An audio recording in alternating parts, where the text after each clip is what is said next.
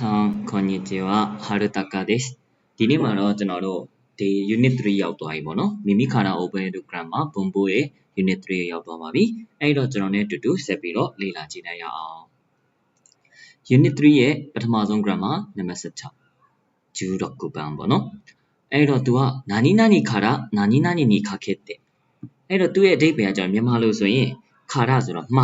နိခခဲ့တဲ့တခြားလုံးကွက်လက်မကွက်လက်တစ်လျှောက်လုံးဆိုတဲ့ပုံစံပေါ့နော်ကွက်လက်မကွက်လက်တစ်လျှောက်လုံးဟုတ်ပြီအဲ့မှာအီမီလေးကိုဖတ်ကြည့်အောင်ဒိုင်းတိုင်းတော့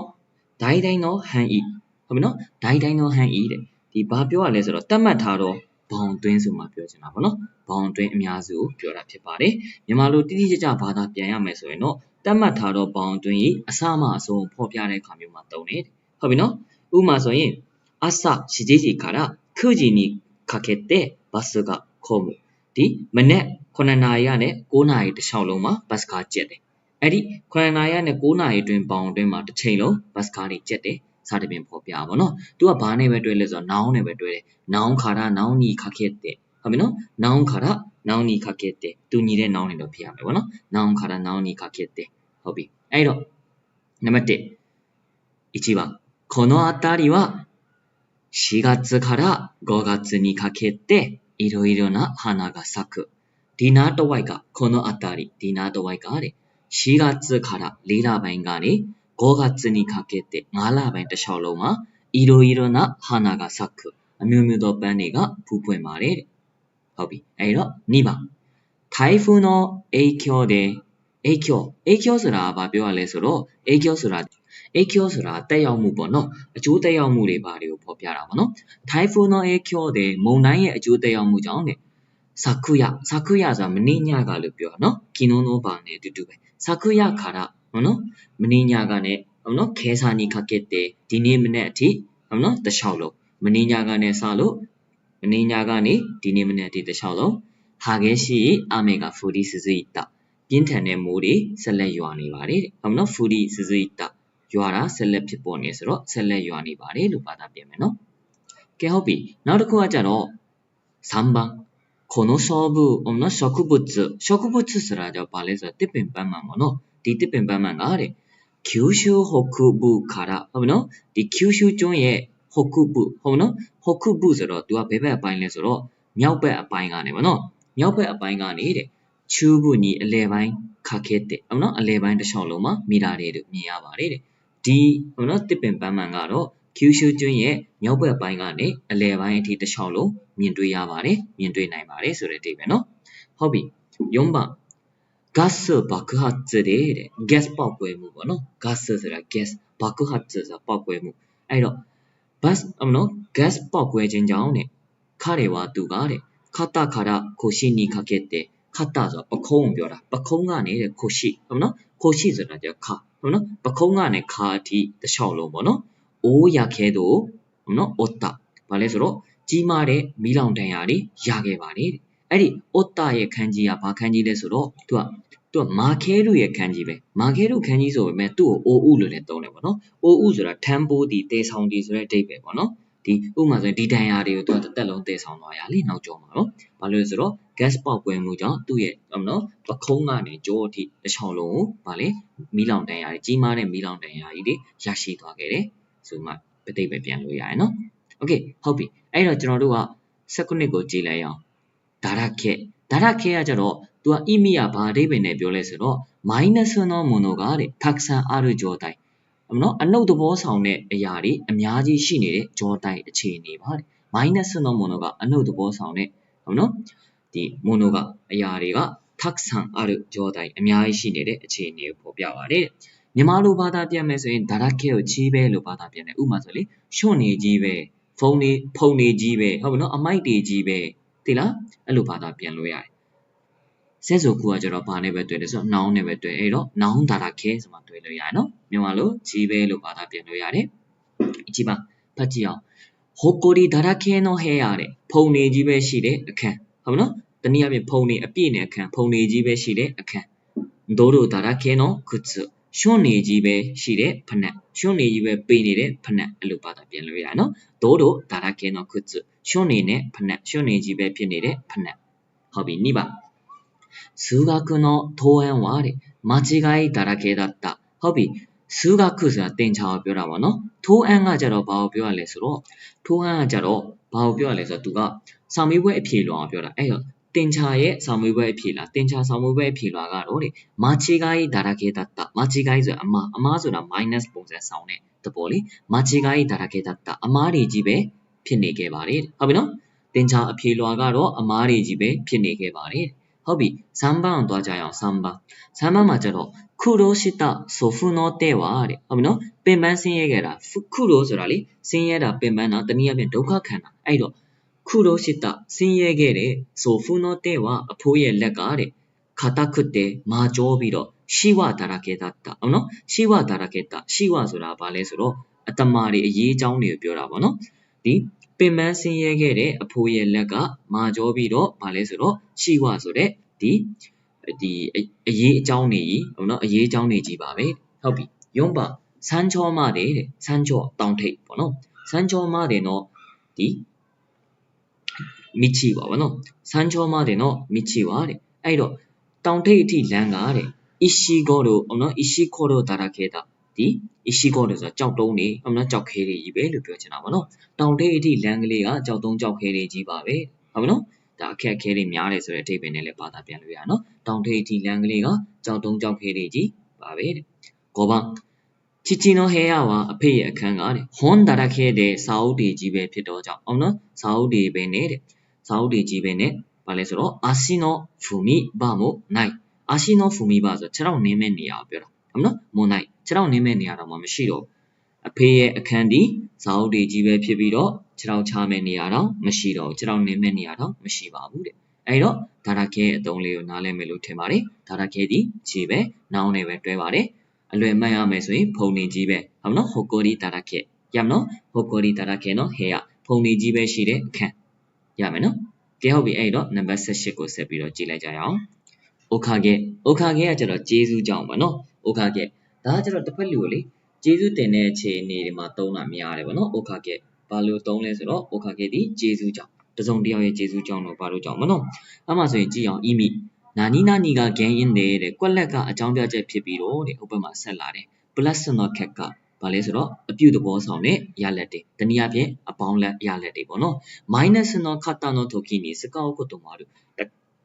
တခါတလေပေါ့နော်အပြုသဘောမဆန်တဲ့တနည်းအားဖြင့်အနှုတ်သဘောဆောင်တဲ့အရာတွေနဲ့လည်းသုံးတဲ့အခါမျိုးလည်းရှိတယ်ဒါပေမဲ့ရှားတယ်တော်တော်လေးနော်ဒီโอคาเกဒီအများအပြည့် positive သဘောနဲ့ပဲပြောတာများပါတယ် negative သဘောနဲ့ပြောတာရှိတော့ရှိတယ်အရန်ရှားပါတယ်ဟုတ်ပြီသူ့ရဲ့ဆက်စုပ်ကိုကြည့်အောင်ဘာနဲ့တွဲသုံးလဲဆိုတော့သူကထုံးစံတိုင်းမေရှိဒိုရှိအခေယောရှိနာခေယောရှိရဲ့နော်မေရှိရှူးရှုကုခေလို့ခေါ်တာတယ်မေရှိရှူးရှုကုခေမေရှိရှူးရှုကုခေဆိုတာနောင်ကိုအထူးပြုတဲ့နော်ဒီပုံစံတွေပေါ့နော်အဲ့တော့ဘာနဲ့တွဲလို့ရလဲဆိုတော့အလွယ်မှတ်ရင်ဖူဂျူခေနဲ့တွဲလို့ရမယ်နာခေယောရှိနဲ့တွဲလို့ရမယ်နောင်ဆိုရင်နာခံပေးရမယ်ဟုတ်နော်နောင်ဆိုရင် not ခံပေးရမယ်ဆိုရင်မဆန်နာမဟုတ်နော်နောင်ဆိုရင် not ခံရပေးရမယ်အဲ့ဒါပြီးမှ okage နဲ့တွဲရမယ်ကဲဟုတ်ပြီအဲ့ဒါနံပါတ်1ကြည့်ကြည့်အောင်仕事が早く済んだのはတဲ့အလုပ်ဟုတ်နော်မြန်ပြီးသွားခဲ့တာကတော့တနည်းအားဖြင့်အလုပ်စောစောပြီးသွားခဲ့တာကတော့အဲ့ဒါစောတဲ့ခံကြီးနော်အလုပ်စောစောပြီးသွားခဲ့တာကတော့တဲ့友達がတငယ်ချင်းက手伝ってくれたおかげだတငယ်ချင်းကကူညီပေးခဲ့တဲ့ကျေးဇူးကြောင့်ပါရမယ်နော်အလုပ်စောစောပြီးသွားခဲ့တာကတော့တငယ်ချင်းကူညီပေးခဲ့တဲ့ကျေးဇူးကြောင့်ပါမိပါရှီရာကနော်ရှီရာကတဲ့ရှီရာကဆိုတာဘယ်လိုပြောလဲစပင်ဖြူတွေပေါ့နော်စပင်ဖြူအမွေးဖြူတွေကိုပြောတာပါရှီရာကတဲ့စကုနိုင်အိုကာခဲ့တဲ့ဒီစပင်ဖြူတွေနဲပါတဲ့အကျိုးကျေးဇူးကြောင့်ဝါကခုမီရာတဲ့တို့ခုတ်တော်ကဝိစပင်ဖြူတွေနဲပါတဲ့အချက်အတွက်ကြောင့်ပေါ့နော်နဲပါတဲ့ကျေးဇူးကြောင့်ငငယ်ရွယ်ရွယ်မြင်ရတဲ့အခါများပါတယ်တဲ့သူ့မှာစပင်ဖြူတွေနဲတယ်အဲ့ဒီအတွက်သူကဘာလဲဆိုတော့ငငယ်ရွယ်ရွယ်လို့ထင်မြင်ခံရတာများတယ်လို့ပြောတာဟုတ်ပြီ3番医療技術のဟုတ်နော်医療技術の進歩のおかげでအဲ့တော့平均寿命がဟုတ်နော်伸びた医療技術ဆိုတာက医療ဆိုတာဆေးကုသမှုပေါ့နော်ဆေးကုသခြင်းဆေးကုသမှုအဲ့ဒီဆေးကုသမှုနည်းပညာ技術ဆိုတာနည်းပညာပေါ့နော်ဆေးကုသမှုနည်းပညာရဲ့進歩ဆိုတာတိုးတက်မှုပေါ့နော်進歩のおかげでဆေးကုသမှုနည်းပညာရဲ့တိုးတက်လာမှုကျေးဇူးကြောင့်ဟေကင်ဂျူးမြော့လူတွေရဲ့ပြန်မြသက်တမ်းကတဲ့နိုဘီတာရှည်လာခဲ့ပါတယ်ဟုတ်ပြီနော် စေကူတာမှုပညာရဲ့ဟုတ်နော်စေကူတာမှုနည်းပညာရဲ့တိုးတက်မှုအကျိုးကျေးဇူးကြောင့်လူတွေရဲ့ပြန်ပြန်တက်တန်ကရှိလာခဲ့တယ်ဟုတ်ပြီ4番တော့ကြည့်အောင်နော်4番彼の言うことを信じたおかげでひどい目にあったဟုတ်ပြီひどい目にあったဆိုတာဆိုးရွားတဲ့အရာတွေနဲ့ကြုံတွေ့ခဲ့ရတာပေါ့နော်ဒါဆိုရင် minus တဘောဆောင်တဲ့ဟာတွေမှာသုံးသွားပြီ彼の言うことを信じたおかげでသူပြောတဲ့ဟာကိုဟုတ်မနော်言うことဆိုတာပြောတာကိုပေါ့နော်သူပြောတာကို信じたおかげでယုံကြည်ခဲ့တဲ့အကျိုးကျေးဇူးကြောင့်ひどい目にあったအဆိုးတွေနဲ့ကြုံတွေ့ခဲ့ရပါတယ်ဟုတ်ပြီနော်ဒါဒီ minus တဘောနဲ့သုံးတော့ဖြစ်ပါတယ်သုံးတော့နဲ့ရှားပါတယ်စတားပြရတဲ့ပုတ်လေးကြည့်ကြည့်အောင်お母様の具合はいかがですかအမေရဲ့အခြေအနေလေးကဘယ်လိုလဲတဲ့おかげさまですっかり良くなりましたကျေးဇူးကြောင့်ပဲဟုတ်နော်ပို့တာတဲ့မေတ္တာရဲ့ကြောင့်တနည်းအားဖြင့်ကျေးဇူးကြောင့်ပဲတဲ့စက္ကရီလုံးဝကို良くなりましたကောင်းလာခဲ့ပါပြီ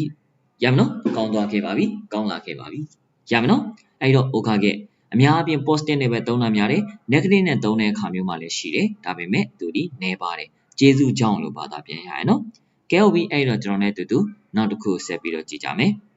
ကဲဟုတ်ပြီအဲ့တော့18ပြီးတော့19ခုနက18မှာတော့โอคาเกတဲ့ဆိုမှကျေးဇူးကြောင့် plus နဲ့သုံးတာများတယ်လို့ပြောခဲ့နော်ဟုတ်ပြီဒီမှာ19ရောက်သွားပြီ GQ ဘန်းရောက်သွားတော့သူက say ကိုသုံးတယ် say ဆိုတာကျတော့ဘာကိုပြောရလဲဆိုတော့ကြောင့်ဘလို့ကြောင့်လဲဆိုတော့အပြစ်တင်ပြီးပြောတဲ့ခါမျိုးမှာသုံးတယ်နော်အဲ့တော့ email ကိုဖတ်ကြည့်အောင်နာနီနာညီက原因でကွက်လက်ကအကြောင်းရင်းဖြစ်ပြီးတော့တဲ့ minus の結果ဟုတ်နော် negative သဘောဆောင်တဲ့ရလဒ်တွေဟုတ်နော်အနုတ်သဘောဆောင်တဲ့ရလဒ်တွေမကောင်းတဲ့ရလဒ်တွေလို့ဘာသာပြန်လို့ရတယ်ဟိနန်ကကျတော့ဘာပြောရလဲဆိုတော့ဟိနန်ကကျတော့ဒီဘယ်လိုပြောမလဲဒီဟိနန်ဒီအဲ့ဒီဟိအနောက်ရဲ့ခံကြီးကမုဇကရှိခံကြီးပေါ့နော်မုဇကရှိအဲ့တော့သူ့ရဲ့အတိတ်ပဲကဘယ်လိုအတိတ်ပဲလဲဟိနန်ကကျတော့ဟိနန်ဆိုတာပြစ်တင်ဝေဖန်တာပေါ့နော်ပြစ်တင်ဝေဖန်တဲ့အခါမျိုးမှာတောင်းတယ်ဟုတ်ပြီဆဲဆိုခုလေးကိုကြည့်ကြည့်အောင်ဆဲဆိုခုကဘာပြောလဲဆိုတော့မေးရှိဒိုးရှိဤခေယောရှိနာခေယောရှိနော်ဘာလဲဆိုတော့မေးရှိရှုရှုခုခေ now ပြီးတော့ verb adjective နာ adjective တွေရဲ့ noun to ပြုပုံစံတနည်းအားဖြင့်အပေါ်တုန်းကဟာနဲ့တူတူပဲ futsuke နာခေယောရှိနဲ့တွဲမယ်ပြီးတော့ noun ဆိုရင် not ခံပြီးတွဲမယ်sei de sei ka ဆိုမှလည်းသုံးလို့ရတယ်နော် sei de sei ka ဒီမှာ၃မျိုးရှိတယ်နော်ဒီအောက်မှာဟုတ်နော် sei de လို့လည်းသုံးတယ် sei ka လို့လည်းသုံးတယ်ပေါ့နော်အဲ့တော့ကြည့်ကြည့်အောင်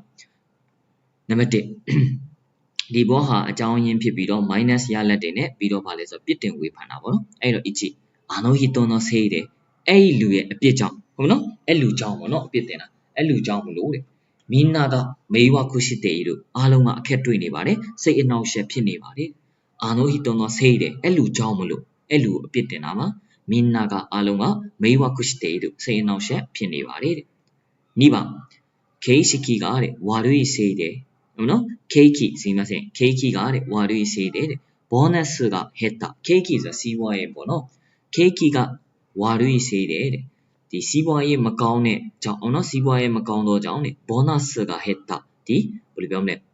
ボーナスတွေနေပါခဲ့တယ်ရောကြခဲ့ပါတယ်減った減る減りますကလာတယ်減ったဟုတ်ပြီနော်စီးပွားရေးမကောင်းတော့ကြောင့်ဗာလဲဆိုတော့ボーナスတွေနေကြဗာလဲဆိုနေရောကြခဲ့တယ်ပေါ့နော်အဲ့တော့စီးပွားရေးမကောင်းတာသူကအပြစ်တင်ပြီးပြောတာနော်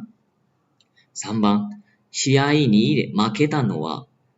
ပြိုင်ပွဲမှာရှုံးနိမ့်ခဲ့ရတာကတော့မစ်ဆွရှိတာဝါတရှိနိုဆေးတာအပြစ်ကိုလုပ်ခဲ့တဲ့ကျွန်တော်ကြောင့်ပါဟုတ်ပြီနော်ကျွန်တော်ကြောင့်ပါပြိုင်ပွဲမှာရှုံးနိမ့်ခဲ့ရတာကတော့အမားတွေလုပ်ခဲ့တဲ့ကျွန်တော်ကြောင့်မစ်ဆွဆိုတာအမားပြောနော် mistake ကလာပါတယ်မစ်ဆွရှိတာဝါတရှိနိုဆေးတာအမားတွေလုပ်ခဲ့တဲ့ကျွန်တော်ကြောင့်ပါ4番大気汚染が悪化したのは政府が何を対策も何の対策も何လို့ဖတ်ရမနော်何の対策も立てなかったせいだ立てなかったမတိဆောက်ခဲ့တဲ့အဖြစ်ပါဟုတ်ပြီနော်မတိဆောက်ခဲ့တာကြောင့်ပါလို့ဘာသာပြန်မယ်ပေါ့နော်အဲ့တော့ကြည့်ကြည့်အောင်大気汚染ဟုတ်ပြီ大気汚染ဆိုတာကြောင့်ဘယ်လိုပြောမလဲလေထုပေါ့နော်လေထုညဉ့်ညံ့မှုလေထုညဉ့်ညံ့မှုအက္ခရှိတနောဆိုးရွားလာခဲ့တာကဟုတ်နော်大気汚染ဆိုတာလေထုညဉ့်ညံ့ခြင်းအင်္ဂလိပ်လိုပြောမယ်ဆို air pollution ပေါ့နော်အဲ့တော့လေထုညဉ့်ညံ့ခြင်းကအက္ခရှိတနောဆိုးရွားလာခဲ့တာကတော့တဲ့政府が何の対策もဒီအစိုးရအဖွဲ့ကဟုတ်နော်何の対策もဆိုတာဘလို့ဟုတ်ပြီဘလို့対策ဆိုတာစီမံဆောင်ရွက်ချက်ကိုပြောတာပေါ့နော်ဒီအစိုးရအဖွဲ့ကပေါ့နော်အစိုးရကဘ Below, Seaman Jetigoma, Tate Nakata, Seda, Mati Saukere, or no, Machamakede, Machamakeda Jamba, Lupata Piamono, Ledu, Ninyamu, Soyala Chengaro, Soyaga, Ba, Seaman Jegoma, Machamakede, Jamba, Yamano, Hobby, Goba, Kano Jawari, Nande Mohito no Seini Suru Kara, or no, Kira Ware de Iru. 彼女はね、何でもဘာမဆိုဘောနော်人のせいにするからဒီတခြားလူရဲ့အပြစ်ကိုဟုတ်ပြီနော်တခြားလူကိုပဲအပြစ်တင်လေးရှိတော့ကြောင်းပေါ့နော်ဒီကောင်မလေးကပေါ့နော်ဘာမဆိုတခြားလူတွေကိုပဲအပြစ်တင်လေးရှိတော့ကြောင်းခီရာဝါတဲ့တေဤတို့မုံချင်းခံရပါတယ်ရမလားဟီတိုနိုစိနီစုလို့ဆိုလေတခြားလူကိုပဲအပြစ်တင်တာတနည်းအားဖြင့်တခြားလူပဲအပြစ်လွှဲချတဲ့အတွက်ကြောင့်မုံခံရတယ်ဟုတ်ပြီနော်နောက်တစ်ခုသွားမယ်စိတ်ကကြတော့ဒါပါလဲဆိုတော့လေအီမီဖတ်ကြည့်မယ်ဟာကီရီအီရဲ့နိုင်ဟုတ်နော်ဟာကီရီအီရဲ့နိုင်ကတဲ့ပြက်တမပြောနိုင်ပေမဲ့ပေါ့နော်နာနီကဂန်ရင်ခမှုရှိတဲ့နိုင်ကွက်လက်ကနော်အကြောင်းရင်းဖြစ်ကောင်းဖြစ်နိုင်ပါတယ်ရမနော်ပြက်တော့မပြောနိုင်ဘူးဒါပေမဲ့အဲ့ဒီကွက်လက်ကြီးကအကြောင်းရင်းဖြစ်ကောင်းဖြစ်နိုင်တယ်စိတ်ကဥပမာဘလို့ချင်းဒီမှာသုံးလို့ရတယ်နန်နောစိတ်ကထိုချင်းနောစိတ်ကပေါ့နော်အသက်ကြောင့်လားမသိဘူးခုတလောဟုတ်ပြီနော်ဝါစရဲရစီဟုတ်နော်ဆိုင်ကင်ဝါစရဲရစီနန်နောစိတ်ကဟုတ်ပြီနော်အသက်ကြောင့်လားမသိဘူးထိုရှိနောစိတ်ကလို့သုံးတာပေါ့နော်နန်နောစိတ်ကမဟုတ်ထိုရှိနောစိတ်ကအသက်ကြောင့်လားမသိဘူးဆိုင်ကင်ဝါစရဲရစီဟုတ်ပြီနော်အခုတလောမေ့လွယ်နေတယ်ဟုတ်ပြီအဲ့တော့အကြည့်ပန်းဖတ်ကြည့်အောင်နော်ခီနောစိတ်ကတဲ့စိတ်ထင်တာကြောင့်လားမသိဘူးသူကကြောင့်လားမသိလို့ဘာသာပြန်တယ်နော်စိတ်ထင်တာကြောင့်လားမသိဘူးတဲ့ဆိုင်ကင်ကြည့်ပါတဲ့ဂန်ကီကနိုင်ရောတာအဖေအခုတလောဂန်ကီကနိုင်ဒီမရွှင်လန်းမှုလို့ပြောရနော်အဖေကအခုတလောမရွှင်လန်းတဲ့ပုံပဲတကယ်မရွှင်လန်းတာတော့ဟုတ်လားဆိုတော့သူတည်တည်ချာမသိဘူးဒါပေမဲ့အဲ့လိုမြင်နေရတာပေါ့နော်အဲ့ဒါအကြောင်းရင်းဖြစ်ကောင်းဖြစ်နိုင်တယ်ဆိုမှပြောတာပေါ့နော်နံပါတ်1ထိုရှိနောစိတ်ကအသက်ကြောင့်လားမသိဘူးတဲ့ခုနိုကိုတို့မိုနိုဝါစရဲကဟီဒိုဤအခုတလောပစ္စည်းမေးတာတွေအရန်ဆိုးရွားနေတယ်ဟုတ်ပြီနော်အသက်အရွယ်ကြောင့်လားမသိဘူးဒီတလောဟုတ်နော်ပစ္စည်းတွေပါတွေမေးတာအရန်ဆိုးရွားနေပါတယ်3番この辺りはဒီအနီးနားတစ်ဝိုက်ကတော့တဲ့気候が温暖な気候が温暖なせいかတဲ့のんびりしていて暮らしやすいတဲ့အဲ့တော့気候ဆိုတာ気候ကကျတော့ရာသီဥတုပြောပါနော်ရာသီဥတုကတဲ့温暖なせいかနှွေးထွေးလာတဲ့ကြောင့်လားမသိဘူးတဲ့のんびりしていて暮らしやすいအေးဆေးဆေးလေးနေလို့ကောင်းပါတယ်နေလို့လွယ်ပါတယ်ရမနော်ဒီနာတစ်ဝိုက်ကတဲ့ရာသီဥတုလေးကလေနွေးနွေးထွေးထွေးလေးရှိတဲ့အတွက်ကြောင့်လားမသိဘူးတဲ့အေးဆေးဆေးလေးနေပြီးတော့နေထိုင်ရလွယ်ကူတယ်ဟုတ်ပြီနော်ကဲရမယ်နော်じゃそれなら20番へ行きましょうဟုတ်ပြီ20番ကတော့通りにပေါ့နော် M4 မှာလည်းတင်ခဲ့ပြီးသားပါတာကေ通りနဲ့တွဲတဲ့ပုံစံပေါ့နော် noun の通りにဆိုတဲ့ပုံစံနဲ့တွဲပေါ့နော်ဟုတ်ပြီဆိုတဲ့တိုးတဲ့ဒိုးရောဆိုတော့ပေါ့နော်အတူပေါ့နော်ထိုးရနဲ့အတူတူအီမီဆိုတဲ့တိုးဒိုးရောနဲ့ထိုးရနဲ့အတူတူဆက်စုခုကကျတော့ဘာနဲ့တွဲလဲဆိုတော့ဆက်စုခုဒီဂျီရှောခေနဲ့တွဲမယ်တာခေနဲ့တွဲမယ်ပြီးတော့ noun ဆိုတော့ခံပြီးတွဲမယ်ပေါ့နော်အဲဒီတော့ဂျီရှောခေတာခေ noun のနဲ့ထိုးရီနီဒိုရီနီနဲ့တွဲတယ်ပေါ့နော်ဟုတ်ပြီအဲ့တော့ကြည့်အောင်一学生たちはတဲ့ကျောင်းသားတွေကပေါ့နော်先生が黒板に書いた通りにတဲ့ノートに写したကကူးယူခဲ့တယ်ပေါ့နော်ကျောင်းသားတွေကတဲ့ဆရာကြောက်တင်ပုံမှာပေါ့နော်ဒီ blackboard မှာရေးခဲ့တဲ့အတိုင်းဟုတ်နော် blackboard မှာကြောက်တင်ပုံမှာရေးခဲ့တဲ့အတိုင်းပေါ့နော်ノートに写したဒီမှတ်စုစာအုပ်ထဲမှာကူးရေးခဲ့ပါတယ်တဲ့2番外国語だとတဲ့နိုင်ငံခြားဘာသာစကားဆိုနော်နိုင်ငံခြားဘာသာစကားဆိုရင်တဲ့なかなか思った通りにတဲ့ဒီနိုင်ငံခြားဘာသာစကားဆိုတာပေါ့နော်ထင်သားတယ်လို့မျိုးတော်တော်နဲ့ပေါ့နော်思った通りにထင်သားတယ်လို့မျိုးတဲ့話すことができないနိုင်ငံခြားဘာသာစကားလို့ဆိုလိုက်ရင်တဲ့တော်တော်နဲ့ပေါ့နော်တွေးထားတယ်လို့မျိုးတွေးထားတဲ့အတိုင်းပြောနိုင်တာကနော်သိပြီးတော့မပြောနိုင်ပါဘူးတဲ့ရမလားနိုင်ငံခြားဘာသာစကားဆိုရင်တော်တော်နဲ့တွေးထားတဲ့အတိုင်းမပြောနိုင်တာဟုတ်နော်မပြောနိုင်ပါဘူးတဲ့3番父はတဲ့အဖေက私たち家族がတဲ့ဟုတ်နော်父はအဖေဒီတဲ့私たち家族が父の言う通りにしないとကျွန်တော်တို့ဟုတ်နော်ကျွန်တော်တို့တွေဖြစ်တဲ့မိသားစုဝင်တွေကပေါ့နော်အဖေပြောတဲ့အတိုင်းမလုပ်ဘူးဆိုရင်တဲ့ခီကန်ကဝါတွေခီကန်ဆိုစိတ်အခြေအနေကမကောင်းဘူးပေါ့နော်စိတ်ဆိုးလွယ်တာတွေဘာတွေကိုပြောတာပါခီကန်ကဝါတွေအဖေကတော့ပေါ့နော်ကျွန်တော်တို့တွေဖြစ်တဲ့မိသားစုဝင်တွေကအဖေပြောတဲ့အတိုင်းကိုမလုပ်ဘူးဆိုရင်တဲ့ခီကန်ကဝါတွေဗာလဲစိတ်အခြေအနေမကောင်းပါဘူးစိတ်ဆိုးဒေါသထွက်ပါတယ်ဆိုမှပြောတာနော်ဟုတ်ပြီကဲအဲ့တော့နောက်ထပ် email လေးကိုကြည့်ကြည့်မယ်နောက်ထပ် email လေးကကျတော့ तू ကဘာပြောရလဲဆိုတော့ ဒီ想像予想計画指示命令希望望みနဲ့道理နဲ့တွေ့တာပေါ့နော်အဲ့တော့想像ဆိုတာကျတော့ဗာပြောရလဲဆိုတော့ဟုတ်ပြီအဲ့想像ကကျတော့စိတ်ကူးယဉ်ခြင်းပေါ့နော်予想ကကျတော့ဗာလဲကြိုတင်ခန့်မှန်းချက်ပြီးတော့ခေကခုကကျတော့အစီအစဉ်ပေါ့နော်ရှိကြည့်ဆိုတာညွှန်ကြားချက်တွေဘာတွေကိုပြောတာပါပြီးတော့မိတ်တွေအမိန်ပေးတာပါခီဖို့မျောလင်းချက်စိတ်ဆန္ဒနှိုးဆုံးမိလည်းအတူတူပဲစိတ်ဆန္ဒမျောလင်းချက်ပေါ့နော်အဲ့ဒီ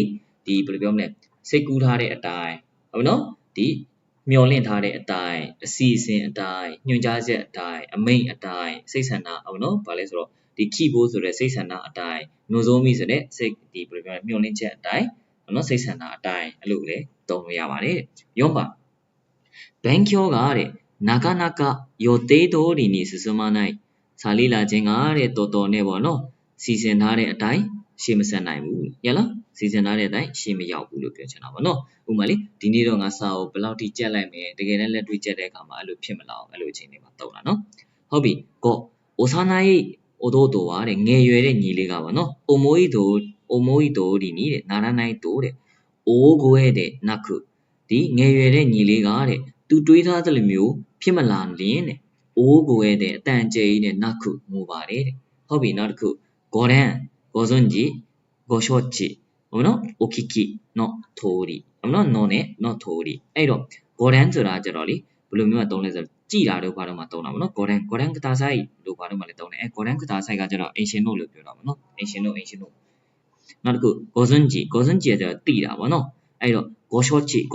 လည်းအတူတူပဲဘာလဲဆိုတော့ဝါကာဒီမာစတာနဲ့အတူတူပဲဒါပေမဲ့ तू ကကျတော့ဘာကေးလဲဆိုတော့ तू ကကျတော့ဒီဘယ်လိုပြောမလဲခံကြောကောပေါ့နော်ကိုနှိမ်ချရေးပြောတာပါဒါကကျတော့ဂေါ်စွန်ဂျီကကျတော့ဒီဆွန်ခေကောမှာသုံးပါတယ်ဟုတ်နော်ဂေါ်ရန်ကလည်းအတူတူပါပဲဆွန်ခေမှာသုံးတာပေါ့နော်အိုကီကီကကျတော့ဒါဒီခံကြောမှာသုံးလို့ရတယ်ပေါ့နော်အဲ့တော့နေနော်ထိုးဒီနီကီကီနာဆိုင်တယ်ဟုတ်နော်နေနော်ထိုးဒီနီကီကီနာဆိုင်ဘာလဲဆိုတော့ဥပမာအတိုင်းရေးပါတယ်ရမနော်နေနော်ထိုးဒီနီကီကီနာဆိုင်ရမနော်โอเคအဲ့တော့နောက်တစ်ခုသွားရအောင်နောက်တစ်ခုကကျတော့နီစီတဲ့နီစကီလို့လည်းတွေ့တယ်နော်နီစီတဲ့နောင်နီစီတဲ့နောင်နီစကီဟုတ်ပြီအဲ့တော့21ကကျတော့နီဂျူကြည့်ပါနော်နီစီတဲ့နီစကီဒါရန်ဖိုးတော့လည်းပြောပြီးသားနောင်နဲ့ပဲတွေ့တယ်ဗောနော်နောင်နီစီတဲ့နောင်နဲ့ပတ်သက်၍နောင်နီစကီဟုတ်နော်နောင်နဲ့ပတ်သက်၍このことတဲ့ဟုတ်နော်何々のことを話すကိုလည်းအကြောင်းအရာကိုပြောတယ်書くရေးတယ်ပြီးတော့ရှိရပေလို့ရှာဖွေတယ်နာတို့အစရှိတဲ့ပြင်ပေါ့နော်အဲ့တော့သူကနှစ်ပတ်သက်ပြီးတော့လို့ဘာသာပြင်ရရနော်နောင်နဲ့ပဲတွေ့ပါလေ1私はကျွန်တော်က大学でတက္ကသိုလ်မှာ日本の歴史についてဂျပန်ရဲ့သမိုင်းကြောင်းနဲ့ပတ်သက်ပြီးတော့勉強したいလေ့လာချင်ပါတယ်တဲ့ကျွန်တော်ဒီ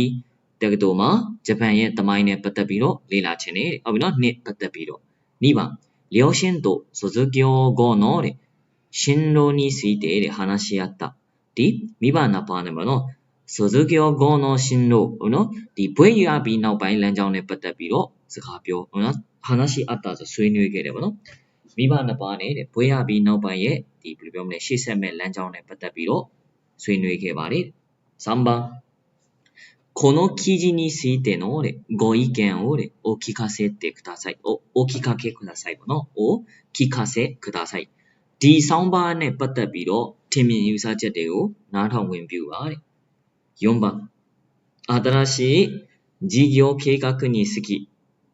これからご説明いたします事業ဆိုတာလုပ်ငန်းပေါ့နော်事業計画လုပ်ငန်းအစီအစဉ်နဲ့ပတ်သက်ပြီးတော့これからご説明いたしますအခုကစပြီးတော့ရှင်းပြပါမယ်ဟုတ်နော်လုပ်ငန်းအစီအစဉ်အသစ်နဲ့ပတ်သက်ပြီးတော့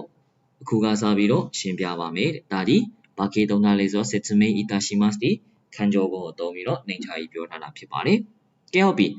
22番に関してဆိုတာကျတော့လေသူလည်းတူတူပဲနှစ်ပတ်သက်ပြီးတော့သူကကျတော့တခုဆက်နွယ်မှုတွေဘာတွေရှိတဲ့ခါမျိုးမှာသုံးတာပေါ့နော်に関してသူလည်းဘာနဲ့တွေ့လဲဆိုနောင်နဲ့တွေ့တယ်နောင်に関してသူကဘာနဲ့အဓိပ္ပာယ်တူလဲဆို意味ကにဆွေတဲ့နဲ့တူပါတယ်တဲ့အမှန်နော်何々に関係のあるကွက်လက်နဲ့ဆက်နွယ်မှုရှိပါတယ်ကဲကြည့်ကြည့်အောင်နံပါတ်1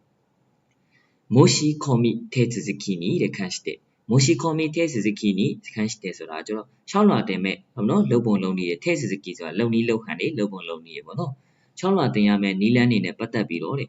お伺いしたいのですがဟုတ်နော်မေးချင်တာလေးရှိလို့ပါတဲ့ 6လွှာတင်ရမယ်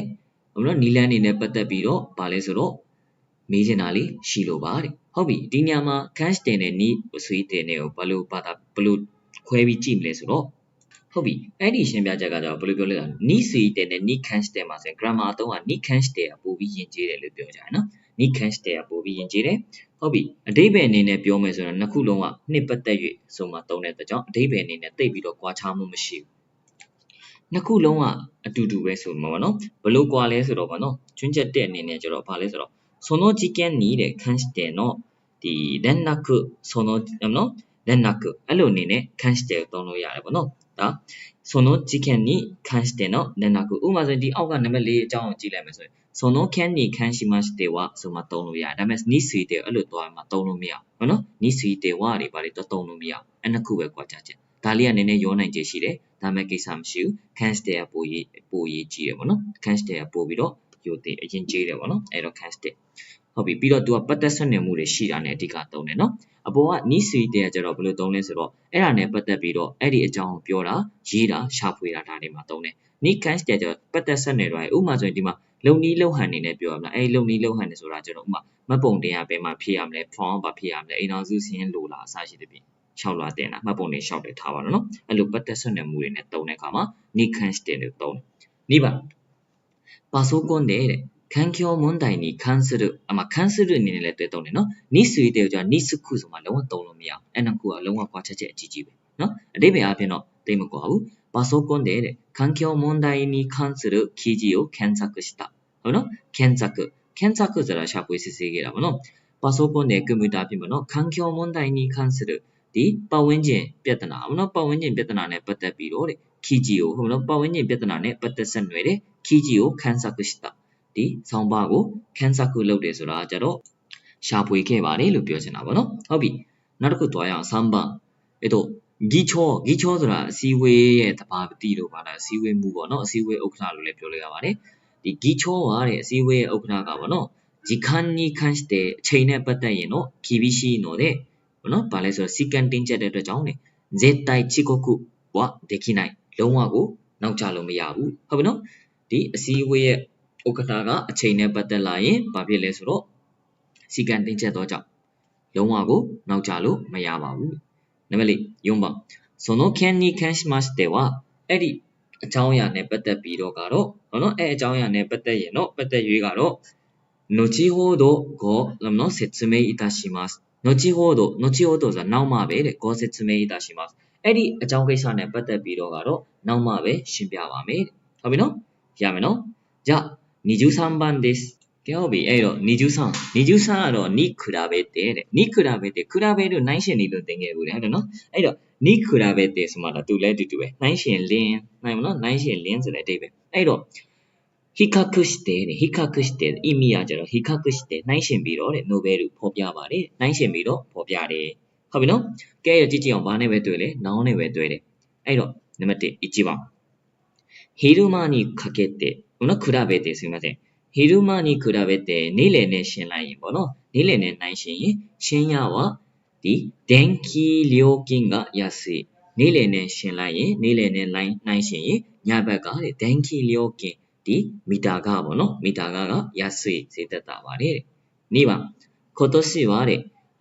例年に比べဒီနှစ်ကပေါ့နော်ဒီပုံမှန်နှစ်တွေနဲ့အရင်နှစ်တွေနဲ့နိုင်ရှင်လေးနန်းဆိုဥပမာနှစ်လို့ပြောရမှာပေါ့နော်ရှေ့အရင်နှစ်တွေနဲ့နိုင်ရှင်ရင်တဲ့寒さが厳しそうだအေးဓာတ်ကပြင်းထန်လွန်းနေတယ်ဟုတ်မနော်ဒီနှစ်ကတော့တဲ့အရင်နှစ်တွေနဲ့နိုင်ရှင်လိုက်ရင်အေးဓာတ်ကပြင်းထန်လွန်းနေ3番女性の方が男性に比べ平均寿命の長い国が多い女性の方がအမျိုးသမီးတွေကပိုပြီးတော့男性に比べအမျိုးသားတွေနဲ့နိုင်ရှင်ရင်平均寿命の長い国が多いပြင်းပြတက်တန်ရှည်ကြတဲ့နိုင်ငံတွေကများပါတယ်တနည်းအားဖြင့်အမျိုးသမီးတွေကနော်အမျိုးသားတွေနဲ့ရှင်လိုက်ရင်ပြင်းပြတက်တန်ရှည်ကြတာကနော်ပြင်းပြတက်တန်ရှည်ကြတဲ့နိုင်ငံတွေများပါတယ်ဟုတ်ပြီနော်အမျိုးသမီးတွေကပိုပြီးတော့အမျိုးသားတွေနဲ့ရှင်လိုက်ရင်တက်တန်ပိုရှည်တဲ့နိုင်ငံတွေများပါတယ်တဲ့ဟုတ်ပြီနော်4番私は話すのにで比べてကျွန်တော်ကတဲ့ပြောတာနဲ့ရှင်လိုက်ရင်書く力が弱いんですကျွန်တော်ကဟုတ်နော် ပြောတာနဲ့နှိုင်းယှဉ်လိုက်မယ်ဆိုရင်တော့ရေးတဲ့စွမ်းရည်ကပေါ့နော်အားနည်းပါတယ်အဲ့တော့ニクラベတယ်လေးကိုတုံတက်မယ်လို့ထင်ပါတယ်じゃあအဲ့တော့24番へ行きましょうに加えてဟုတ်ပြီに加えてကကြတော့လေဒီပေါ့နော်ဒီအပြင်လို့ဘာသာပြန်တယ်ဒါအပြင်လို့လည်းပြောလို့ရပါတော့သူကထပ်ပေါင်းပြီးပြောဆိုတာ加えるဆိုတာပေါင်းထည့်တာပေါ့နော်ထပ်ပေါင်းပြီးပြောဆိုတာအရှိမကောင်းတဲ့အကြောင်းပြောပြီးဆိုရင်အဲ့ဒီကောင်းတဲ့အကြောင်းလေးကိုထပ်ပြီးပေါင်းပြီးပြောမှာပေါ့နော်意味ကကြတော့その上にဆိုတော့ဒီအပြင်တနည်းအားဖြင့်ဒါအပြင်လို့လည်းပြောလို့ရပါတော့ဆိုတဲ့နိနဲ့လည်းသွားတူတယ်ဟုတ်ပြီ noun နဲ့ပဲတွဲပါတယ်ကဲကြည့်အောင်1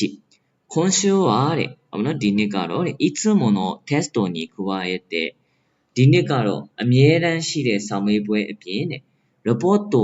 提出もありဒီအစီရင်ခံစာထပ်ဖို့ကလည်းရှိတယ်တဲ့とても忙しいအရန်လှုပ်ရှုပ်တယ်ရလားဒီဘက်ကတော့ပုံမှန်ရှိနေတဲ့စာမေးပွဲလည်းရှိတဲ့အပြင်အစီရင်ခံစာထပ်ဖို့လည်းရှိလို့အရန်ကိုအလှုပ်ရှုပ်ပါတယ်2番キムさんの作文はတဲ့キムさんရဲ့စာရေးစာကုံကပေါ့နော်文法の間違いが少ないことに加えဒီတရားမှားယွင်းတာတွေနည်းပါတဲ့အပြင်ရှုချောကはっきりしてဟုတ်မနော်ရှိတယ်ဤတယ်ရှုချောဆိုတဲ့ဟာဘာကိုပြောရလဲဆိုတော့ရှုချောကကြောခြေပပြောဆိုခြင်းပေါ့နော်ရှုချောကはっきりしてဤတယ်တဲ့ခြေပပြောဆိုချက်တွေကလည်းပြက်ပြက်တသားရှိနေပြီးတော့ဗာလေယုံမိရစီဖတ်ရလွယ်ကူတယ်ကီမူဆန်ရဲ့စာရေးစာကုန်းတာတော့တဲ့တရားအမားတွေလည်းနည်းပါတဲ့အပြင်ပြီးတော့ခြေပပြောဆိုချက်တွေကလည်းပြက်ပြက်တသားရှိနေတော့ကြောင့်ဖတ်ရတာလွယ်ကူတယ်3番日本経済はဂျပန်ရဲ့စီးပွားရေးကတဲ့原油の値上がりに加え原油ဟုတ်နော်原油ဆိုတာလောင်စာဆီပေါ့နော်原油の値上がりに加えဒီဘယ်လိုပြောမလဲလောင်စာဆီရဲ့ဈေးတက်ခြင်းနဲ့ဟုတ်နော်ဈေးတက်ခြင်းအပြင်နဲ့急激なဟုတ်နော်ဟုတ်တယ်急激なတဲ့円高တဲ့低迷している急激ဆိုတာရုတ်တရက်ပေါ့နော်ရုတ်တရက်ဒါမှမဟုတ်လဲတဟုန်တိုးလို့လည်းပြောရပါတော့အလင်းအမြန်နဲ့円高ဆိုတာကျတော့ရန်ငွေတန်ဖိုးပေါ့နော်円高တဲ့低迷しているဒီဂျပန်ရဲ့စီးပွားရေးကပေါ့နော်ဘာလဲဆိုတော့လောင်စာဆီ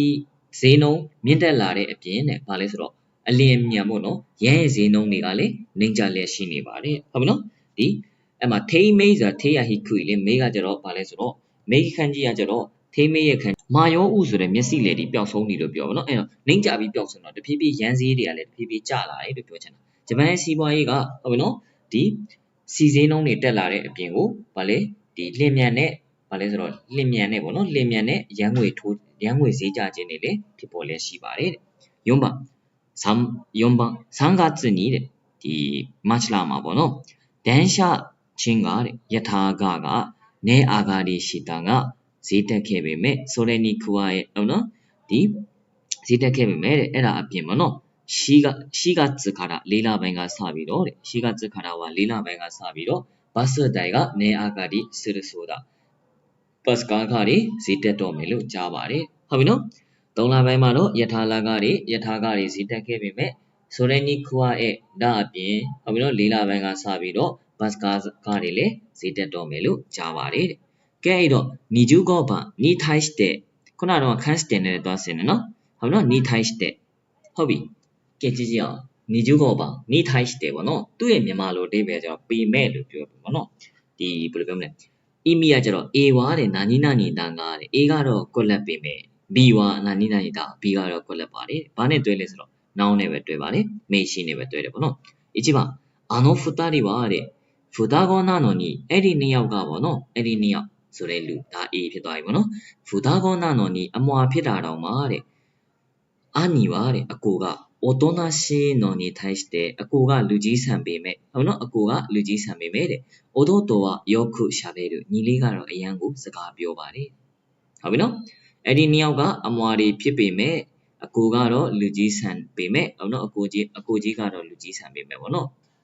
ညီလေးကတော့စကားအရန်ပြောပါတယ်2番近所のスーパーはアニーナがスーパーマーケットが夜11時閉店なのに対しဒီည7နာရီမှာဆိုင်ပိတ်လေးရှိပေမဲ့ပေါ့နော်ကွန်ဘီနီは24နာရီစတိုးကတော့24時間24နာရီ営業だဘာလဲဆိုတော့ဒီလဲပတ်နေတဲ့ဖွင့်နေပေါ့နော် ဖွင့်ပါတယ်လုပ်ငန်းလေးပတ်နေပါတယ်ဖွင့်ပါတယ်3番この映画はဒီရုပ်ရှင်ကတော့海外では人気があるのに対してဒီရုပ်ရှင်ကတော့တဲ့ဒီဘယ်လိုပြောမလဲနိုင်ငံခြားမှာတော့မှနိုင်ငံခြားမှာလည်းပဲလူကြိုက်များနေတယ်နော်လူကြိုက်များနေပေမဲ့日本国内ではそうでもないဒီရုပ်ရှင်ကတော့တဲ့ဘာလဲဆိုတော့နိုင်ငံခြားမှာတော့လူကြိုက်များနေပေမဲ့ဂျပန်ပြည်တွင်းမှာတော့အဲ့လိုမဟုတ်ပါဘူးတဲ့4番一般にဟုတ်ပြီနော်一般に日本の若者は洋食をで好むそれに対して中高年はで和食を頼むဟုတ်နော်ရေဘူးရအားဖြင့်ပေါ့နော်ဂျပန်လူငယ်တွေကတဲ့ဒီ洋食ဆိုတဲ့အနောက်တိုင်းအစားအစာတွေကိုနှစ်သက်ပါတယ်တဲ့それに対してဒါပေမဲ့ဟုတ်ပြီနော်ဒါပေမဲ့တဲ့中高年はတဲ့အသက်အလက်ပိုင်းလူကြီးတွေကပေါ့နော်အသက်အလက်ပိုင်းနဲ့အသက်ကြီးပိုင်းဂျပန်တွေကကြတော့ဝါရှော့ကိုခေါ်တော်မူအရှိတိုင်းအစားအစာတွေတနည်းအားဖြင့်ဂျပန်အစားအစာတွေကိုကြိုက်နေတတ်တယ်။ရေဘူးရအပြင်ကတော့တဲ့ဂျပန်လူငယ်တွေကအနောက်တိုင်းအစားအစာတွေကိုကြိုက်တယ်။ဒါပေမဲ့ဂျပန်အသက်ကြီးရွယ်အိုနဲ့အသက်လက်ပိုင်းတွေကတော့ဂျပန်အစားအစာတွေကိုကြိုက်နေတတ်ကြပါတယ်။ရမယ်နော်။ဟုတ်ပြီ26です။ဟုတ်ပြီအဲ့တော့26ကထာဘိနီကမြန်မာလိုဘာသာပြန်မယ်ဆိုဒိုင်းမှာပေါ့နော်။ကွက်လက်ဒိုင်းမှာပေါ့နော်။အီမီကကျတော့その時にはいつもအဲ့ဒီအချိန်မှာတော့တဲ့အမြဲတမ်းဟုတ်ပြီနော်အဲ့ဒီအချိန်မှာတော့အမြဲတမ်းအဲ့တော့ဘယ်လိုမျိုးလဲကျွန်တော်ကခရီးထွက်တိုင်းမှာပေါ့နော်အဲ့ data တခုခုဝယ်လာတယ်ဒိုင်းမှာကျွန်တော်ကထမင်းစားတိုင်းမှာဟုတ်ပြီနော်လူကြီးသူမကိုအရင်ဆုံးဟင်းထည့်ပေးတယ်အစရှိတဲ့ပြင်ပေါ့နော်အဲ့လိုဒိုင်းမှာလို့သုံးတာပေါ့နော်အဲ့တော့ဆက်ဆိုကူကဘာနဲ့တွဲလဲဆိုတော့ noun ဆိုရင် not ခံပြီးတွဲမယ် noun not ဟုတ်နော်ထားပြီးနီဒီပြီးတော့ verb တွေဆိုရင်ကျတော့実証形ထားပြီးနီလို့တွဲမယ်ပေါ့နော်1ဒီဘာဂင်ဆဲလ်နော်ထားပြီးနီတဲ့ဘာဂင်ဆဲလ်ဆိုတာ short ဈေးချတာပါနော် short ဈေးချတဲ့အချိန်တိုင်းမှာတဲ့ဒီဘယ်လိုမလဲစွီပေါ့နော်စွီဆိုတာဘာအဓိပ္ပာယ်နဲ့ဘယ်လိုပြောလဲဆိုတော့စွီဆိုတာကြောင့်မရည်ရွယ်ပဲပေါ့နော်မရည်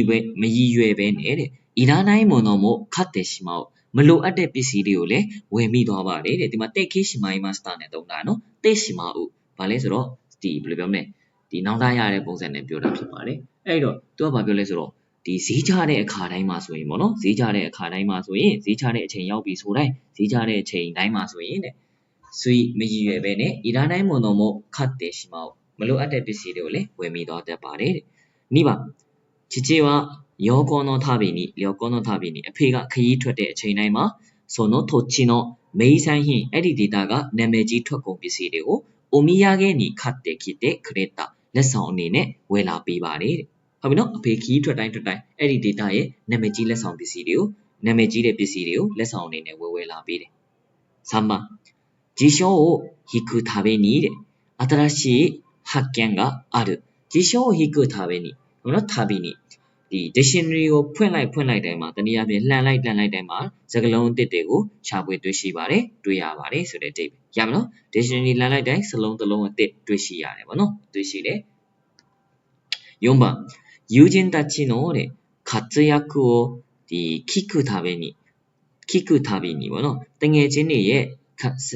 活躍ပေါ့နော်အစွမ်းပြခဲ့တာကို聞くたびにကြားတိုင်းမှာ嬉しく思うဘာလဲဆိုတော့အရန်ကိုဝမ်းသာစွာတွေးမိပါတယ်စဉ်းစားမိပါတယ်ဆိုမှပြောချင်တာတငယ်ချင်းတွေရဲ့အစွမ်းပြမှုကိုကြားတိုင်းမှာပျော်ရွှင်ပြီးတော့ပျော်ရွှင်စွာနဲ့တွေးမိပါတယ်ပျော်ရွှင်စွာနဲ့စဉ်းစားမိပါတယ်ရမယ်နော်ကဲအဲ့တော့27番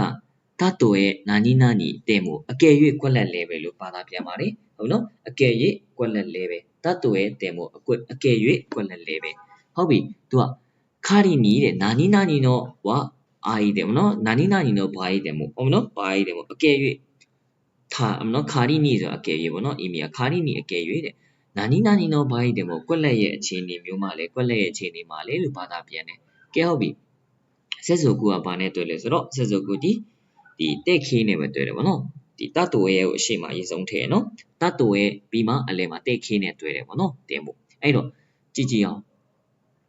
သူက noun ဆိုရင်လည်းတင်ဖို့နဲ့တွေ့ရနော် noun တင်ဖို့တတ်တော်ရဲ့ noun တင်ဖို့ဆိုမှလည်းတွေ့ပါတယ်တဲ့一တတ်တော်ရဲ့အကယ်၍တဲ့少々高くてもနည်းနည်းလောက်စီကြီးလဲပဲတဲ့ဒီ質のいいものが買いたいအကယ်၍ပေါ့နော်နည်းနည်းစီကြီးလဲပဲအရေးသွေးကောင်းတဲ့ပစ္စည်းလေးကိုဝယ်ချင်ပါတယ်ရမနော်အကယ်၍နည်းနည်းလေးစီကြီးလဲပဲအရေးသွေးကောင်းတဲ့အရာလေးကိုဝယ်ချင်တယ်တဲ့နိဗ္ဗာန်တတ်တော်ရဲ့良心に反対されてもအကယ်၍မိဘနှစ်ပါးစီကနေကန့်ကွက်ခြင်းခံရလဲပဲဤရဲဟိုတဲ့အိမ်ကနေထွက်ပြီးတော့ဟီတိုရီဂူရာရှီကရှစ်တိုက်တယောက်တည်းနေကြည့်ခြင်းနဲ့တယောက်တည်းနေခြင်းပါလေရမလားအကယ်၍မိဘနှစ်ပါးကကန့်ကွက်ရင်လဲပဲအိမ်ကနေထွက်ပြီးတော့တယောက်တည်းနေခြင်းနဲ့တဲ့ဇမ္မာဒေဂါမီဝါစာကတော့တဲ့တတ်တူရဲ့အကယ်၍ကြီးကဟဲတတ်တယ်မို့ဒီဘယ်လိုပြောမလဲစလုံးနေညံ့လဲပဲစာရေးတာညံ့လဲပဲနော်စကလုံးနေလေလက်ရေးမလာရင်လဲပဲလို့ပြောတာထေကကီနိုဟိုကတဲ့စာနဲ့ရေးတာကပို့ပြီးတော့ဗောနော်အတတခမီကအားလို့ရွေးထွေးမှုလေးရှိပါတယ်ညမနော်ကွန်ပျူတာနဲ့စီထားတဲ့စာတဲ့ဆိုင်လက်ရေးလေးနဲ့ရေးထားတဲ့စာကပို့ပြီးတော့ဘာဖြစ်လဲရွေးထွေးမှုရှိတယ်တဲ့စာဆိုတာကဟုတ်ပြီနော်အကယ်၍လက်ရေးတွေမလှနေရင်တော့မှဒီလက်နဲ့ရေးတာကမှပို့ပြီးတော့ရွေးထွေးမှုကိုခံစားရပါတယ်ရွေးထွေးမှုရှိပါတယ်ရုံးပါတတ်တူရဲ့ချီးစားနာခေါ်တော်မူတဲ့မို့အကယ်၍ငယ်ရွယ်တဲ့ကလေးလေးပဲဖြစ်နေပါစေဟုတ်မလို့ငယ်ရွယ်တဲ့ကလေးဖြစ်နေလဲပဲတဲ့ယူခူရီဟာနာရှိတဲ့ရတဲ့ပါဒီအေးစစ်စစ်လေးစကားပြောပြီးမယ်ဖြည်းဖြည်းလေးစကားပြောပြီးမယ်ဆိုရင်ဝါကာဒူဟာဇတာနားလည်မှာသိကြပါတယ်ရမနော်အကယ်၍ငယ်ရွယ်တဲ့ကလေးလေးဆိုရင်လဲပဲဖြည်းဖြည်းလေးနဲ့နော်ပြောပြီးမယ်ဆိုရင်တော့နားလည်ပါတယ်ရမနော်ရောက်ပြီနောက်ဆုံးတစ်ခုပါဒီ unit 3ရဲ့နောက်ဆုံးတစ်ခုပါ28何々နော်တဲ့ချိဆိုင်ဆွဲလေးနဲ့တဲ့မှာပေါ့နော်何々တဲ့ဒါကြတော့ကျွန်တော်ဒီဘယ်လိုပြောမလဲကျွန်တော်ရဲ့ခိုင်းဝါအတန်းမှာတက်ဖူးတဲ့ကလေးဆိုတည်ရပေါ့နော် तू ကတဆင့်စကားတွေပါတွေပြောတာတထေးကတော့ဘာတဲ့မြန်မာလို့ဆိုတဲ့ဆိုတဲ့အဓိပ္ပာယ်မှာသုံးတယ်ပေါ့နော်အဲ့တော့ဆက်စုခုမေးရှိဟုတ်နော်မေးရှိနဲ့တွဲတယ် verb နဲ့တွဲတယ်ပြီးတော့ ek ရရှိနာခေရရှိရဲ့ futsuke အဲ့တော့ရှင်းပါတယ် plain form နဲ့တဲ့နဲ့တွဲတယ်ပေါ့နော်ထမ်ဘွန်ဆိုတာဒီတဆင့်စကားဟုတ်ပြီနော်ပြီးတော့ဟာနာရှိခိုတိုဝစကားပြောဖြစ်ပါတယ်ထမ်ဘွန်တဆင့်စကားတဆင့်တဲ့ဟုတ်ပြီနော်ဟာနာရှိခိုတိုဝစကားပြောပါတယ်အဲ့တော့နံပါတ်1ကိုကြည့်လိုက်အောင်ကြည့်ပါお母さんお父さんအဖေအမေ今日は遅くなるってဟုတ်ပြီနော်ဒီနေ့ကတော့နောက်ကျမယ်တဲ့ဟုတ်ပြီနော်お母さんお父さん今日は遅くなるってအဖေအမေဒီနေ့ကတော့နောက်ကျမယ်တဲ့တဆင့်စကားကိုပြန်ပြောတာပေါ့နော်ဇေယျပြောတယ်မင်းဒီနေ့9 နာရီမှပြန်ရမယ်ဟုတ်ပြီနော်ဒီနေ့တန်ရှင်းလုပ်ရမယ်အားလုံး6 နာရီမှပြန်ရမယ်လို့ပြောလိုက်တယ်အဲ့တော့အိမ်ကိုဖုန်းလမ်းဆက်တယ်အဖေအမေဒီနေ့ကတော့နောက်ကျမယ်တဲ့ဇေယျပြောတယ်ရမယ်နော်အဲ့လိုပုံစံမျိုးမှာသုံးပါတယ်စကားပြန်လုပ်တဲ့ခါမှာဒါတွေကိုအဓိကသုံးလို့ရပါတယ်ဟုတ်နော်တတိယတော့ဘယ်လိုပြောပါတယ်အစရှိတယ်နံပါတ်1田中さんရေ行くってဟုတ်နော်သွားမယ်တဲ့ဟုတ်နော်行かないってမသွားဘူးတဲ့ရလား田中さん行くって田中さんသွားမယ်လို့ပြောလားသွားမယ်လို့ဆိုလားဆိုမှတဆင့်စကားကိုပြန်ပေးရနော်田中さんသွားမှာလေလား行かないってမသွားဘူးတဲ့ရမယ်နော်မသွားဘူးလို့ပြောတယ်လို့လည်းဘာသာပြန်လို့ရပါတယ်ဟုတ်ပြီနော်တဲ့မြန်မာလိုတာဝန်မှုရဲ့နောက်ပြအကမြင်တဲ့လို့လည်းပြောလို့ရတယ်လို့ပြောတယ်လို့လည်းဘာသာပြန်လို့ရတယ်ဟုတ်ပြီနော်3番学校で習ったんだけどကျောင်းမှာသင်ခဲ့ရပြီမဲ့လေတဲ့この辺りはဒီတလောကတော့တဲ့ဟုတ်နော်မူခရှိဒီနားတစ်ဝိုက်ပေါ့နော်この辺りဒီတလောမဟုတ်ဒီနားတစ်ဝိုက်ကတဲ့မူခရှိအရင်တော့ကပေါ့နော်ရှေ့တော့က海だったんだってဒီပင်လယ်ဖြစ်ခဲ့တယ်လို့ပြောပါတယ်ပင်လယ်ဖြစ်ခဲ့တယ်တဲ့ပင်လယ်ပြင်ဖြစ်ခဲ့တယ်တဲ့ရမလားကျောင်းမှာလည်းသင်ခဲ့ရပြီဟုတ်နော်ကျောင်းမှာလည်းသင်ခဲ့ရတယ်လေတဲ့ဒီနားတစ်ဝိုက်ကအရင်တော့ကပင်လယ်ဖြစ်ခဲ့တယ်တဲ့ပင်လယ်ဖြစ်ခဲ့တယ်လို့ပြောတယ်တဲ့ရမယ်နော်4番天気予報ဟုတ်နော်မိုးလေဝသခန့်မှန်းချက်တဲ့なんて言ってたဟုတ်နော်なんて言ってたဟုတ်ပြီနော်မိုးလေဝသခန့်မှန်းချက်ကဘာလို့ပြောသွားခဲ့လဲတဲ့晴れるってဟုတ်နော်နေတာမယ်တဲ့နေတာမယ်လို့ပြောတယ်ဆိုတဲ့နေ့ဒါအပြင်暑いってပူမယ်လို့ပြောတယ်ရမယ်နော်ကြိုက်တာနဲ့ဘာသာပြန်ပါ5番久しぶりにテイさんからメールが来たよဂျာအီနေမှာတနည်းအားဖြင့်မတွေ့တာကြာပြီဖြစ်တဲ့ထေးဆန်စီကနဲ့အီးမေးလ်လေးရောက်လာခဲ့တယ်ဂန်ကီတာတဲ့နေကောင်းတယ်လို့ပြောတယ်နေကောင်းတယ်တဲ့ရမလားနေကောင်းတယ်လို့ပြောတယ်နေကောင်းတယ်တဲ့ကဲအဲ့တော့ကျွန်တော်တို့ကဒီနေ့ unit 3ပေါ့နော်မိမိခါရာအိုဝဲတို့ဘုံဘော grammar ရဲ့ unit 3အထိကျွန်တော်နဲ့အတူတူလေ့လာပြီးတော့ပါပြီဒါလေးတွေကိုလေ့လာပြီးတော့အောက်ကလေ့ကျင့်ခန်းလေးတွေကိုဖြည့်ထားပါကဲအဲ့တော့နောက်ထပ်ဗီဒီယိုတစ်ခုမှပြန်တွေ့ကြပါမယ်皆さんお疲れ様でしたじゃあね